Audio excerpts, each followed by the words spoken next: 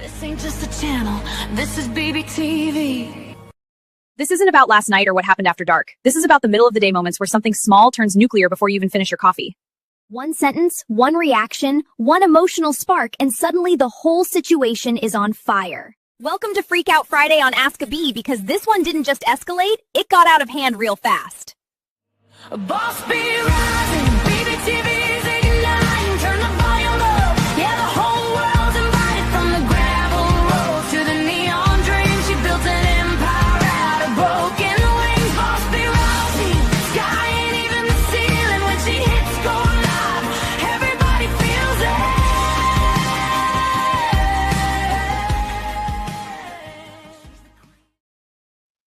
All right, here we are. Welcome in, everybody. Happy noon and welcome back to Ask a Bee. Real quick before we jump into today's story, yes, we made a little switch.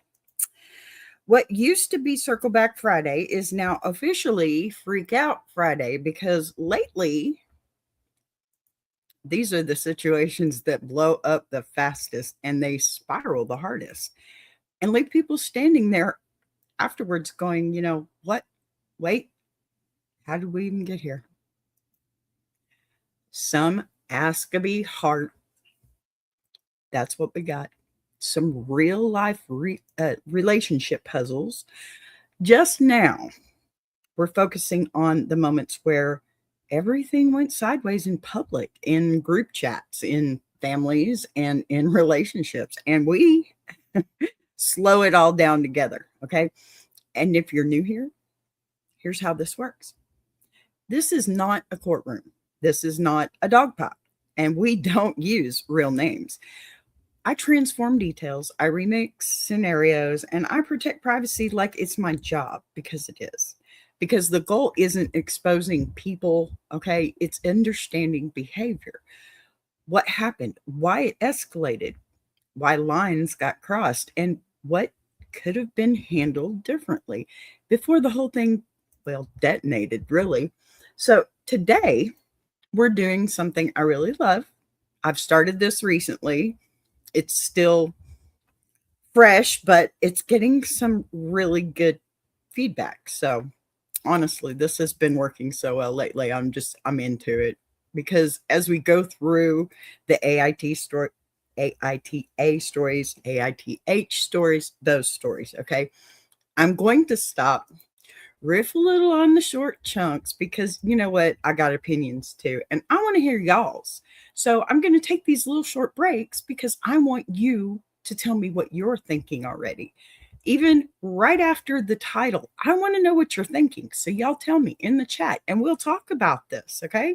We can make this show longer. If you guys will just come in and give me a little tap in the comments, hit that like button. That would be so greatly appreciated. And subscribe if you like these stories, because who doesn't like Am I the A-hole stories, right? Okay. We don't have flags here, even though I love Dustin Pointer and his show. He is amazing. We don't do craziness with relationships all that much here, because, Charlotte Dara, those are my two favorites on here. And I'm just going to put that out there. Here's the thing. I have honey and stingers. This is BBTV. I am Boss B. So we got to stick with the hive, right? All right. So we're going to decide together whether each moment feels more like honey, meaning empathy, understandable reaction, human nerves, or you get the stinger, meaning escalation, bad framing, boundary crossing, or just plain throwing gasoline on something that was already burning. Listen, I want you in the comments while we do it, okay? Tell me what you're seeing. Are you leaning towards honey? Are you leaning towards stinger? And look, I'm going to give you an idea of what that's all about, because here you go with some honey, and we have a couple. We do a few here. We don't, one is better than the other. We know this. There's some stingers going on here. I love my bumblebee. All right. And we got a little fire, because today I think we're about fire. So just let me know. Did it start one way and flip halfway through?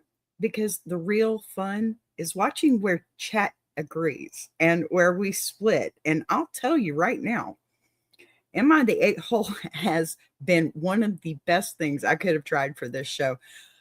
And yes, I'm going to be selfish about this. It's fun. Okay. It's fun because not because I'm laughing at what's going on or the people that it's happening to. Okay. Because we are looking at real world issues that we can just dissect and fix ourselves. Okay. Because everybody has issues, right? So maybe sharing these will help. These stories are built for conversation, right? They're built for nuance. They're perfect for Freak Out Friday because almost nobody wakes up planning to implode their friend group, right? And yet, here we are. Honestly, the days when we've been doing this together, when y'all are talking back to me in the comments, popping in with your takes, saying hi, staying through the whole thing. Sure. Okay. Yeah, that's about clicks, likes, views, all that stuff. Of course it is. I'm on YouTube. I'm not going to deny that, but I am going to tell you this. I am having so much fun with this, and I want y'all to come have fun with me because I need more comments. You know, I need y'all to tell me what you're thinking about this. Plain and simple. It's fun, y'all. It's fun to be in the middle of a conversation that takes you in a place where you know you have common ground, right? That's been some of my favorite energy here lately. Okay. Yesterday was such a good day. We had folks hanging out, riding the whole hour with me. And that's exactly what this space is supposed to feel like. So if you're watching live, say hey in the chat, please. Let me know where you're tuning in from. Grab your coffee, your lunch, whatever you've got at noon today. It's noon for me in Central Time. And yes, I'm in Texas. And yes, I'm dealing with weather. If I cut out, it's not the weather probably yet, but that happens tonight. 808 Rivals, hello, how are you? Happy to have you. Thank you for being here. So, okay, y'all get comfortable because this one really escalates fast, okay? Accusations get thrown, group chats explode, people block each other, and suddenly everybody's asking the question we love around here, am I wrong? Or did this situation get out of hand real quick? All right, let's get into this one. I'm so excited for this one because I want to hear what y'all got to say. I'm not playing. I want to hear it. Y'all light up that chat room. All righty. Let's start with our title. Am I the a-hole for freaking out at my friends after they implied my husband was a predator? Ouch. Whoa. Okay, y'all. Let's get into this one. You already know the theme here. Okay, let me get my coffee first. That right there gets honey. All righty. Here we go. I, 27 female, and my husband, 29 male, have been together 10 years and married for 6 of those. He's the love of my life. When we got together, he moved in with me and my family because I lived with my parents at the time in a very expensive city. Okay, sacrifice already, right? When accusations hit at the core of your marriage, your reaction is less about debate and more about survival instinct. That kind of language doesn't land neutrally. It reframes everything in the room. You know it does, whether people mean it to or not. What matters next is whether anyone slowed down to clarify or if everyone doubled down once emotion spiked. All righty, here we go.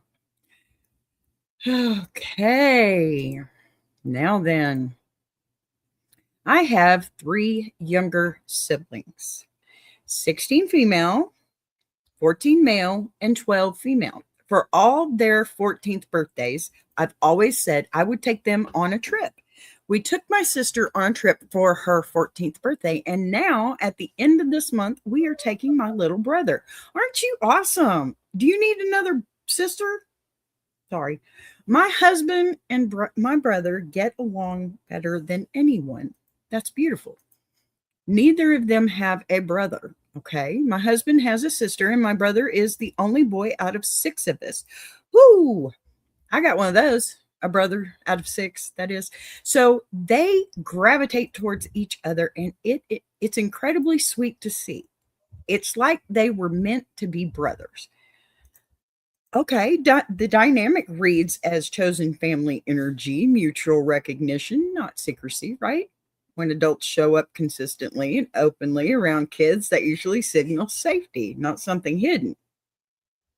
What complicates things is how easily outsiders can project suspicion onto affection when they don't understand the history.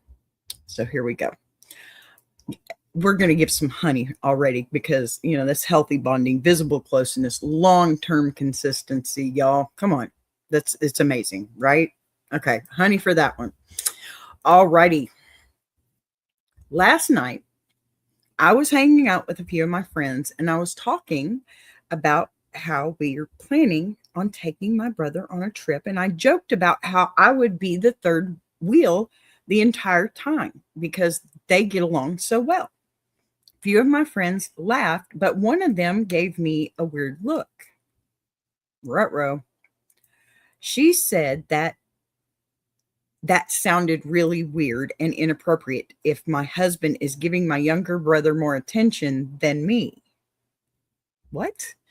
I said, no, it wasn't like that at all. They just get along well, and it was a joke. Okay. I got nothing wrong with that. That friend didn't just clock the joke. She immediately reframed it in a what manner? Oh my, a competitive manner too, which is the sharp pivot. Okay. It starts from here. Let me just put that out there. It starts from here. When someone jumps there that fast, it changes the temperature of the whole conversation. What matters is whether she was fishing for clarification or planting a narrative. So, little friend, you get a stinger, honey. You get a stinger. A little fire. You get a stinger. Wow. Okay. I already don't like this ish. Okay. Whew, okay. Let me get back over here. So said friend then said it was inappropriate that my almost 30-year-old husband is so close with my brother, who is a minor, and said she wouldn't be surprised if it was like a grooming situation and I'm blind to it. Oh, this is why I did this. Okay. I'm just going to say this. This is why I did this. That's my what the fork move. Okay. That crosses from discomfort into a loaded accusation, especially when it's framed as something you're supposedly ignoring. Okay. Dropping a word like that rewrites the whole relationship in one stroke and forces you into defense mode. Oh, more stingers here for you, lady. The key question now is whether anyone paused to gather facts or whether she doubled down once the room tightened. Oh, that's like nuclear language. Okay. Reputation threat, forced escalation, big stinger, big stinger, big stinger. Okay. I freaked the fork out. Yes, I covered that with the subscribe now. So I remember to tell you, subscribe now. I freaked the fork out, not gonna lie. I yelled at, yes, I liked saying it a second time. I yelled at her, how dare she imply anything like that about my husband, who she has met and gets along with. And she's the pervert if she thinks my husband, who was the only boy bonding with my younger brother, who is the only boy, is inappropriate. I left then and went home. And since then, the group chat has been blowing up with people taking sides, either agreeing that it is kind of weird and others saying she was way out of line and needs to get over herself. Well, that's for sure. Okay, once a word like that, just that one word, is dropped, most people stop debating and start protecting. So the volume spike isn't surprising, is it? At the same time, calling someone pervert back turns turns the spotlight from the accusation to the explosion. Big time explosion, right? We're talking nuclear. So group chats love escalation, okay? Because nobody has to de-escalate in real time. More stingers, counterattack, spiral, public pile-on, conflict spread. Oh, my goodness. So I haven't told my husband because I don't want him to feel weird, but I'm starting to feel bad about how I handled it and thinking I overreacted and should have just left. Am I the a-hole? Okay, let's talk about this for a minute. We're going to have a long talk about this one, okay? Because, yeah, no. So that aftershock guilt is familiar. Once the adrenaline burns off, your brain stops replaying the accusations and starts replaying your own tone, your volume, your exit. That doesn't mean your instinct to defend was wrong. It means you're wired for reflection after conflict, not just combat. Look, there's a psychological gap between protecting someone you love and wishing the moment had unfolded with more control. And most people live right in that space afterwards, wondering whether they should have shut things down without torching the whole room. What complicates it's the silence with your husband. I can't agree with what you did. You got to tell him, okay? You got to tell him. Hello, Y2K Golden. Good to have you. Thank you for being here. So holding that back, it can feel protective, but it can also start turning into a secret you're carrying alone. And secrets have weight, right? You're not just asking whether you overreacted. You're asking whether your reaction created new damage. You now have to manage, and socially and emotionally. That's a very different question than whether the accusation itself was outrageous. And that tension between loyalty, reputation, friendships, and your own composure is where Freak Out Friday really lives. So before we can talk verdicts, there's a pause here that matters. What do repair boundaries or distance look like after something detonates like this? Because, at that moment, right after the explosion, the part where everyone starts texting and talking sides and you're sitting alone wondering if you should have just walked out quietly. Yeah, that's usually where the real consequences start stacking. Let's hold right there for a beat, okay? Because I'm already having issues with dogs and stuff, but because this is the point in the story where people decide what kind of fallout they're willing to live with before we move into the next part.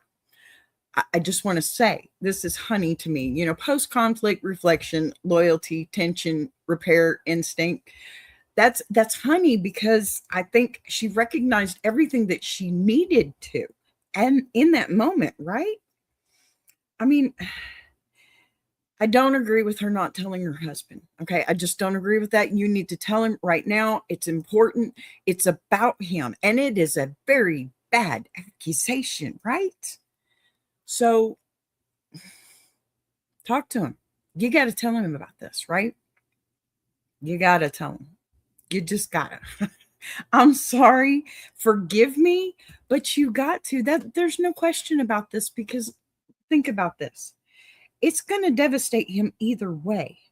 If you tell him and work through it with him, knowing full well that he's not who they're trying to say he is, that not only shows strength in your relationship, but it also shows strength in your ability to handle the good and the bad, because that's what you got married with, right? For better or for worse. Okay. I'm not saying he's that. It sounds to me like your husband, and you know what? I completely agree. After 10 years, you would know your husband. So You know, I agree with your argument. I'm not sure if I agree with everything that you've said or how you've handled it. I think maybe I probably would have handled it differently, because I'll tell you this right now, I'd have jumped for her. Don't you dare say something like that in public about anybody I love, because that ain't right. I'm, what is it? Fafa? Fork around, find out? Yeah, I have a temper when it comes to things I love, and I'm okay with that. So, not saying I'd hurt anybody, because that's not what we do here. We don't talk about hurting people. What we do here, though, is talk about these situations. So when if this ever comes up in our own lives, all we have to do is say, okay, I know somebody that handled it like this. Maybe I should think about that. That's all we're here to do. I'm not trying to make everything perfect for anybody. Now, listen, that's not the end of the story, but I am going to take a quick break for the dogs, for myself, and for this amazing song. So y'all don't miss this, okay? I'll be right back.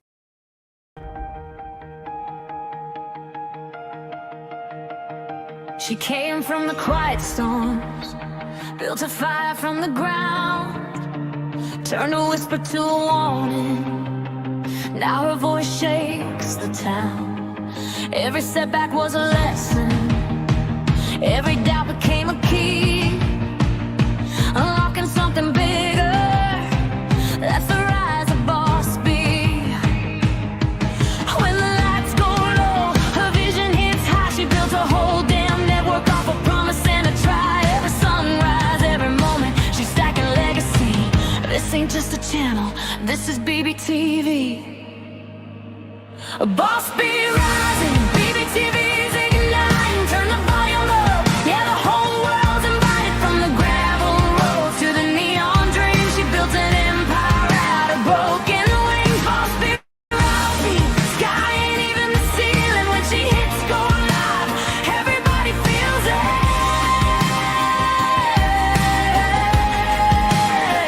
She's the queen of the comeback, the storm in the stream, crafting stories out of heartbeats, making visions out of dreams. Got thunder in the hustle, got a voice that cuts clean. Every mic she touches turns the power unseen. So let further spin the numbers, let the views rise slow or fast. Boss B doesn't measure wins by echoes of the past. This moment is a pivot, this season's history. Bow down to the founder of the BBTV dynasty. Boss B rising, BBTV's igniting. Turn the volume up, yeah, the whole world's invited. From the gravel roads to the neon dream, she built an empire out of broken wings. Boss B rising, sky ain't even the ceiling. When she hits go live, everybody feels it.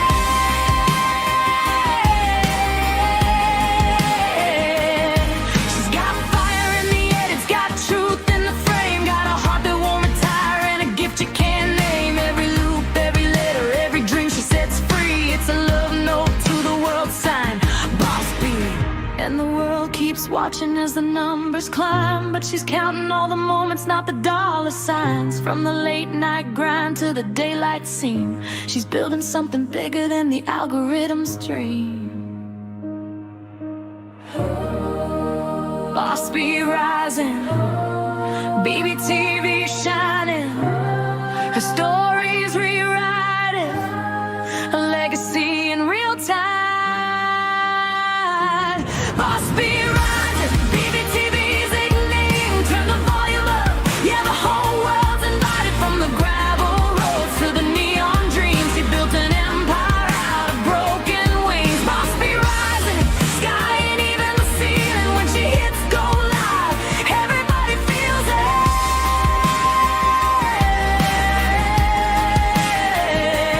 BBTV, where the stories breathe. BBTV, where the dreamers believe. Boss B rising, watch her take her place. This is BBTV. This is her grace.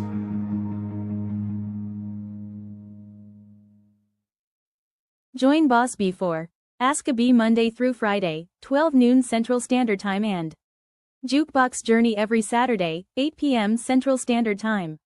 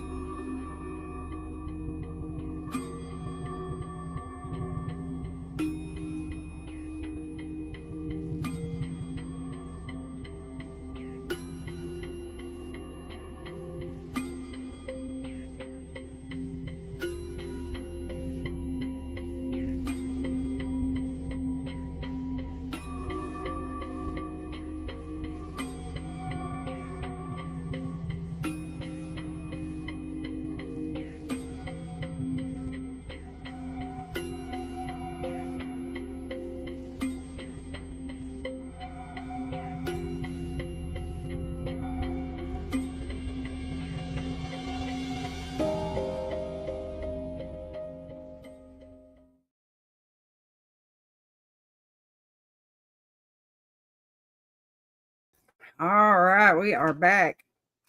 Sorry, that probably is the internet. Okay, so we do have more to the story. Like I said, there's a little bit here that we got kind of a couple of updates first, but this story was kind of short, even though it was quite detailed. But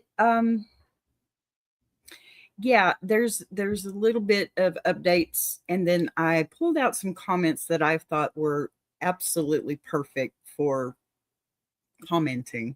These people made me proud to know that there are humans out there, okay?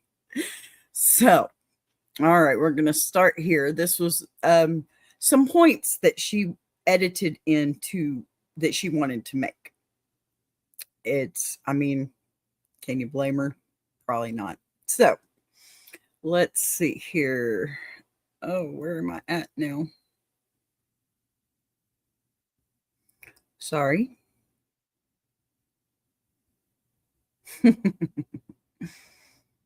uh Maybe this. Nope, that's not the one. I thought I fixed this, and of course I didn't. This is not it either. Oh, okay. I'm just going to read this one to you. I'll get back into it in a second. So she says, this got way more traction than I had ever anticipated. So, oh, I think I remember where this one is. It's way up here. So I'm going to make some points. All right. Making some points. That one. Okay. Here we go. Sorry. I wanted to make sure I have it up here for you because, yeah, subscribe. So I know my husband better than I know anyone else. He is an all-around good person. I refuse to keep on an open mind about my husband being a predator. The father of my children, okay? He has never given me any reason to even think about raising an eyebrow at any interaction he has ever had with any minor. Some people are just evil short starters. Sorry, I missed that one. Who thrive off drama no matter the avenue. Shut the fork up. I see I didn't miss that one. Subscribe. Shut the fork up. Every time you hear me say fork, subscribe. About grooming statistics. I know, I get it. I've been there. Shut up. Okay. There are a lot of other comments that were there, and these were from her as well. I just want to preface this one a little bit. Hello, Rocket. Thank you for being here. Okay, so this is her drawing, I think, a hard perimeter around her. Okay. And around her marriage. No hypotheticals, no debate club, no just asking questions. You can hear how personally invasive these moments felt, not just critical, but destabilizing. What's interesting is how certainty and rage start living in the same sentence, which usually means the wound is still fresh. So I can understand her aggression on that part, right? What am I doing? Hey, Rocket, I am doing a show about AITA. Am I the a-hole? And I'm trying very hard not to use the curse words that they use, so you'll have to forgive me. Thank you for asking, and thank you for chatting. I appreciate that very much. You know, it helps me, and hey, I like it. So I'm going to put up, I think we have to have a stinger for this one. Okay? Because, I mean, help me out here, Bumblebee. Or Bumble Boss Bee, that's what that is. Stinger, definitely. Defensive wall here. There's zero tolerance line. All right. Emotional overload. I get it. I get it. And you know what? You deserve that moment, honey. You deserve that moment. Because come on. It's hard enough to have to deal with one person and then have all these people pile on top too. And you don't really know, right? You don't really know. So I have another update, and it says I did tell him because I wanted him to, one, know why I was so pissed off all day. Understandable. Two, hear it from me in case it becomes a bigger thing. He was obviously hurt. I told him he did nothing wrong and that it was her who was nasty. Amen, sis. Thank you. Thank you for being that, because you needed to do that already. So I ended up sending a text in the group chat and blocking everyone who made a case in defense of her. Okay. Yeah, that's reasonable. I refuse to allow some, oh, yeah, that's another subscribe. That's not the word fork, though, y'all. I'm going to say stupid person, okay, ruin a beautiful friendship between soul brothers. Hey, good for you, honey. That's some honey. That's some honey. Telling him shifts this from private blow up into a shared front, which changes the stakes for everyone involved. Okay. Blocking people is a fast way to regain control when you feel attacked, but it also locks the story in before anyone can cool off. There's a line between protecting your family and burning every bridge around the accusation. So, I mean, you get a stinger for not telling him, but I'll give you some honey too for finally doing that. Circle the wagons move, scorched earth boundaries, escalation, lock in. It didn't help matters not telling him. All right. It just didn't help. Okay. So now we're going to move into the comments because honestly, I like this one. I liked all these actually. And there were some on there. There's one on there that was rather long, and I'm happy with it. I'm absolutely happy with it. So let's see here. I think, oh, here it is. All right. So, oh, pardon me. Okay. Not the a-hole. My mom always said, my dad married her for her brothers. She had 5 younger siblings, and dad treated them all like siblings, fishing, hunting, and etc. Okay, here we go. Okay. That comment is trying to normalize the dynamic by pointing to another family where closeness with siblings wasn't suspicious at all. It reframes affection as ordinary, not exceptional. What's subtle is how examples like this can calm panic. It would for me, or even harden someone who already feels attacked. So for this comment, we get some honey. Y'all, we get some honey for this one. Thank you for sending that in. I know you probably won't ever see this, but you get some honey because that was normalization, right? Reassurance attempt, counterweight story. It was a light in a frame of darkness. Let's put it that way. Okay. A light in a frame of darkness, plain and simple. And that's a good thing to be. It's a good thing to have.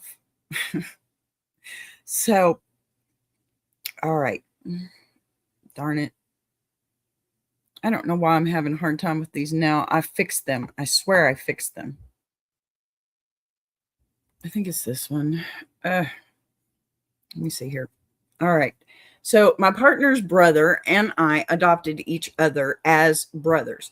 We were instant buddies. And over the years, he has become one of my best friends. He lives a couple of hours away and he always sees me when he is in town, but not always her. Him soon becoming my official brother is a big bonus to marrying my dream woman. He's also a couple of years older than me, but the spirit still stands. It's amazing to be joining a family that feels like family, and nurturing and cherishing those relationships is worthwhile. Amen, my friend. Honey for you. Honey for you. This one leans hard into chosen family, and that's a good logic. Marriage expanding the circle, not shrinking it. It frames closeness as something to celebrate, not scrutinize. The interesting tension is whether stories like this open space for nuance or just reinforce how entrenched everyone already is. So yeah, you're definitely going to have some honey for this one, because you expanded the frame for family, right? Affirmation, all that stuff, that wonderful stuff, relational safety signals, right? I mean, that's amazing, and thank you for doing that. I think that needed to be said. You need to tell people your story so that when you tell people your story, it's organic. They feel like they know you after the story. And no, they don't know you. Okay. No, it doesn't automatically mean that they understand you either. But they've got a piece of your story. And it's okay to share a piece of your story with others. You should share a piece of your story with others. Because seriously, it's like maybe if somebody knew a little bit more about you, they wouldn't judge you by the way you look. That's the biggest problem in this world. People need to stop judging people so much by their cover. Now, I can walk up to any door looking like I am right now, any door in my neighborhood, and I'm okay. They don't think that I live in the neighborhood, but they don't look at me sideways or nothing. If I go 2 miles to, I don't know, the east of me or whichever way the other city is, it's very close. I'm on the line, but I can go over there probably a mile away and I can knock on somebody's door and they will look at me like I just darkened their doorstep. Okay. People need to stop doing things like that. You don't know my story. I could be there returning something of yours that I found at the grocery store, or just, and that's happened before. I've had that happen before. And then once I handed them what I found, which it was the ID, and I was driving, so it looked like that somebody had put that ID in the bag that I had grabbed. She may have dropped it in there by accident because we were doing self, and I got in there as quick as I could because there were so many behind me. And she was okay with it. We were fine. We didn't say much to each other, but I think she accidentally dropped it in one of my bags or something. And of course, they had her address. And of course, she'd already seen my face. And so I thought, I'll just take it to her. That was the wrong move. I should have just mailed it to her, because she looked at me like I was white trash walking up her doorstep. And I was like, here, you dropped this in my bag. I've been looking for that everywhere. I said, well, I found it for you. Here it is. And then she looked at me again and she just shut her door. She didn't say thank you. What? Come on, y'all. We got to be better. We got to be better. Okay. Now, let's see here. I think it might be this one. Nope. I don't know why these are all out of order, but they are. So maybe that one. Nope. I give up. Okay, so we got another comment. Maybe it's this one. No, it's not. I just did that one, didn't I? It's got to be like, y'all, I'm not having a good day. Just this weather, and I got some bad news yesterday or last night that really has walked me out. So, yeah, I don't know what's going on here. That is not it either. I will get it. I will find it. It will happen. I know it will. No, no, no. Maybe not today.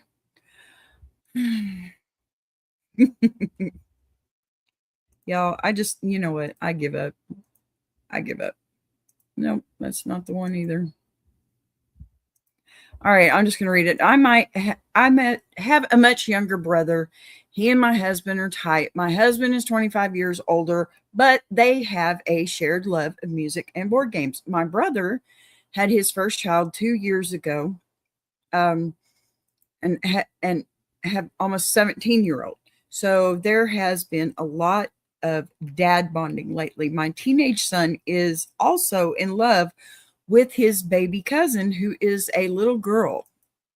I think I just remembered which one that was. Sorry. Nope, that's not it either. Whatever. That baby is obsessed with him. LOL. He is the one she runs to for everything. When grandpa is chasing her, she runs to him. It's got to be that one. Nope. I don't understand why. Okay, she only wants him to carry her if he is around. I know, I'm messing this up. Sorry. This one is stacking examples to show how ordinary cross-generation bonding can look when it's healthy in public. It pushes back against suspicion by highlighting visibility, routine, and family context, right? So it makes it look better. And I applaud you for giving us that story, because sometimes people can get ugly and go back at you. So, honey, for normalizing through patterns. Seriously. Visible affection, innocence, defense. I love your story. I absolutely love your story. Okay, number 2. Now, here it is. I'm on track again. So, third comment. I had a big cousin like that. It started because I was sickly and had a scary father. Pardon me, I should have said this. This is actually a comment that was from the story I just read you. That was a comment on the whole story itself. And let's see, I was sickly and had a scary father who wouldn't let them ignore my bad lungs.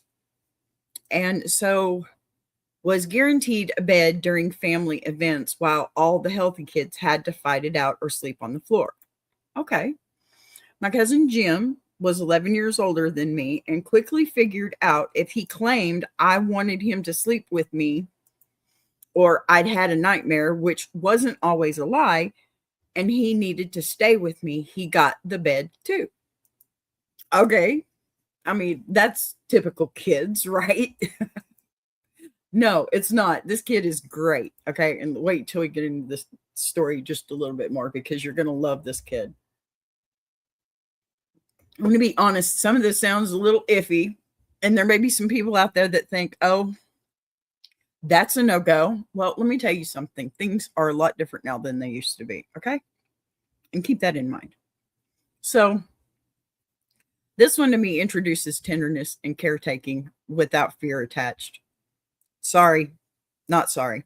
It reminds people that closeness can come from protection, illness, or simple logistics, not hidden motives. The risk is that soft stories can feel persuasive emotionally, even when the original conflict was changed or charged and ugly, right?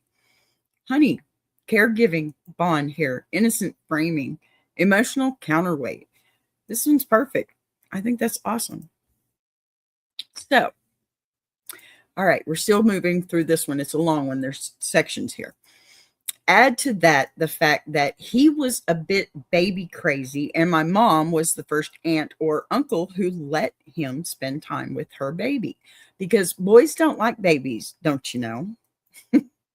I like the energy in this one. And we were inseparable. He changed my diapers when my mom was recovering from birth. He stayed with mom and dad for the first few years or few weeks of my life since I was born during his summer break.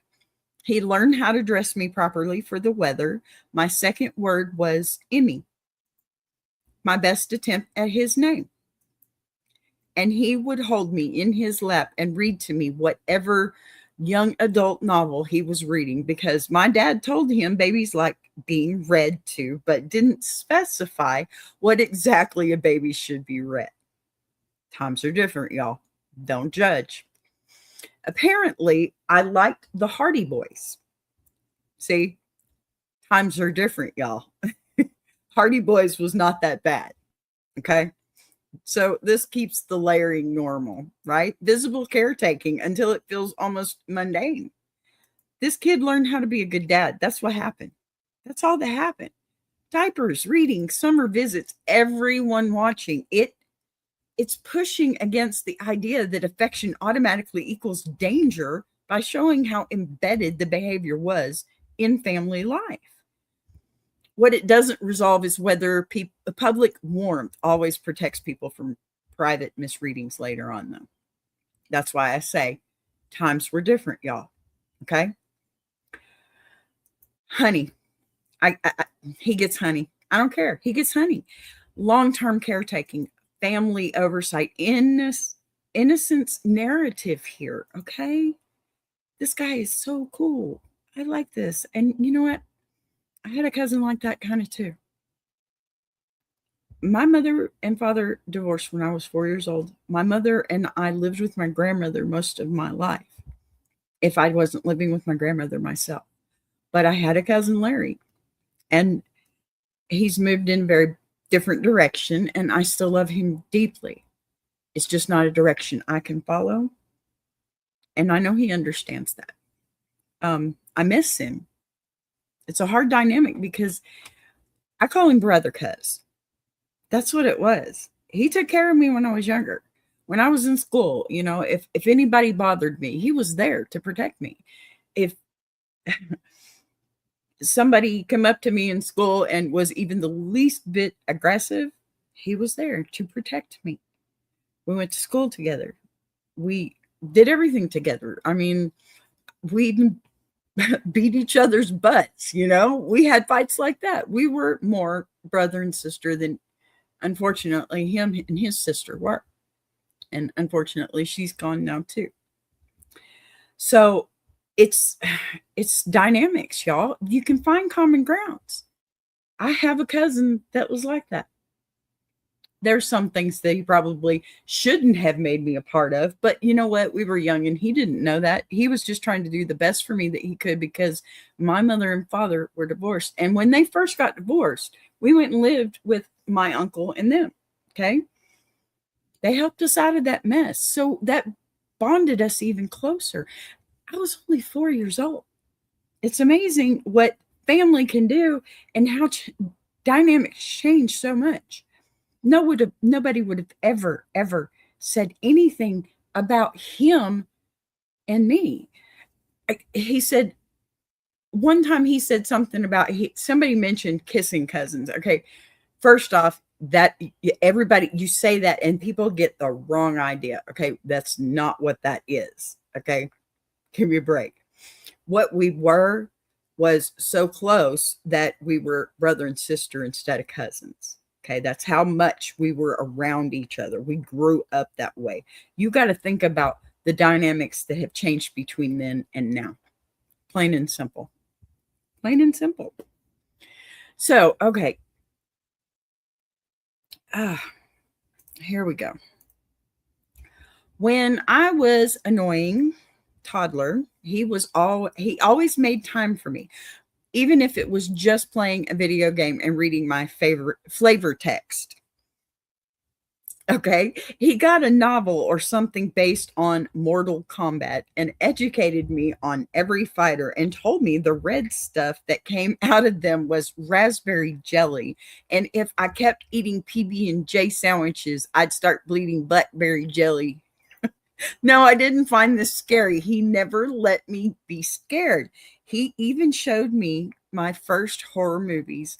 And when I got scared, soothed me with Jason wouldn't hurt you. He only kills bad teenagers who don't pay attention to the campers. There you go. I mean, yeah, okay. I'm a little biased on that one. I would never have set down a kid, but I knew better. He didn't. So let's not judge. So you're little, so he's probably helping you make a lanyard or something, right? No. Now it's almost overcorrecting with warmth and humor, tiny rituals, okay? Inside jokes, caretaking wrapped in play. The tone is doing a lot of work here, trying to drown out suspicion with detail. What's interesting is how storytelling itself becomes a shield once people feel a whole category of relationships is being questioned, you know? So I'm Gail can disagree with me if you want to, but I'm going to say honey for affectionate anecdotes and protective framing, narrative buffering, okay? Because that was awkward, but still what this person probably needed to hear, okay? Because the dynamic, okay? I can't get over this. I just can't get over this. Things have changed so much from the time that this person wrote, or this person was a child in this comment to now, you know, because these things people would frown upon, but they're still not seeing the real picture. That's the problem. And now everything about this, you know, back then they probably would have prosecuted the cousin. Y'all got to ease up because it's not all that. It's just not. So, okay, let's go back. We have just a couple more. I think this one. I was his favorite human, and he was mine. That's beautiful. I like that. There's more, honey. We're grown now. He's a foster dad. Oh, I remember now. Okay, you're going to love this. Y'all are going to love this. He's a foster dad who is the go-to guy when his local child services has an addict baby. I'm going to cry. He says it's my fault because I was a colicky baby and I desensitized him to baby screams, so he stays cool and calm while the poor little guys detox. Wow. He's an amazing dad. 3 of his foster babies are now legally one of us. One of us. Ah, tell me that didn't just make you feel good. Seriously. Seriously, this wraps the whole memory into a redemption arc, right? Childhood closeness turning into adult caregiving and professional trust. It's meant to land as proof that early tenderness can grow into healthy, protective adulthood. The emotional weight of that outcome makes it powerful and harder for critics to argue against in the moment. Okay. Honey, baby, honey, honey, honey for you. Lots of honey for you. You get lots of honey. You get honey. You get honey. There is a little bit more, just a tad. All right. I might be biased, but I think there's something special about a surly teenager and the baby that idolizes them. Yeah. I've been the baby and I've been the surly teenager. Both are super fun. There you go. That last line zooms out into archetype, right? Turning a personal story into a familiar family trope. It softens the debate by making the bond feel universal instead of suspect. Guys, look before you leap. What this quietly does is moves the conversation from fear back towards, I don't know, ordinary human patterns, right? Honey, honey. It's beautiful to me, and I can't frame it any other way. I think that was amazing, and you know, thank you for writing in and telling this person that, even though you might have overreacted a little bit, or maybe you should have told him sooner. Here's the thing. Don't react. That's what I say all the time. You need to give yourself some grace. Don't react. It's only going to make it worse. If you feel like you're about to explode, you need to walk away. You don't need to make a scene. It's not going to help your case. It's not going to help your emotional state. And honestly, this letter would have been a lot shorter had you just walked away. All right, let's bring this one home, because you know what? Freak Out Friday stories are going to leave us sitting in that uncomfortable space between loyalty and escalation. It's between protecting your people and wishing you'd chosen a softer exit. Today wasn't about dunking on anybody. It was about watching how fast a situation can flip once certain words enter the room, how group chats turn into echo chambers, and definitely how fear, certainty, and pride all start pulling in different directions at the same time. That's why I love doing these AITA breakdowns with y'all, because you don't just watch, you participate. You clock the shifts, you call honey when something feels human and understandable, and you throw the stinger when somebody lights a match in a dry room. Pardon me. That back and forth in the comments, pardon me, it makes this show work for me. It makes it exciting for me. So if you were typing today, if you were thinking it, even if you didn't hit send, thank you for being here with me at noon Central. Now, don't go anywhere just yet, because right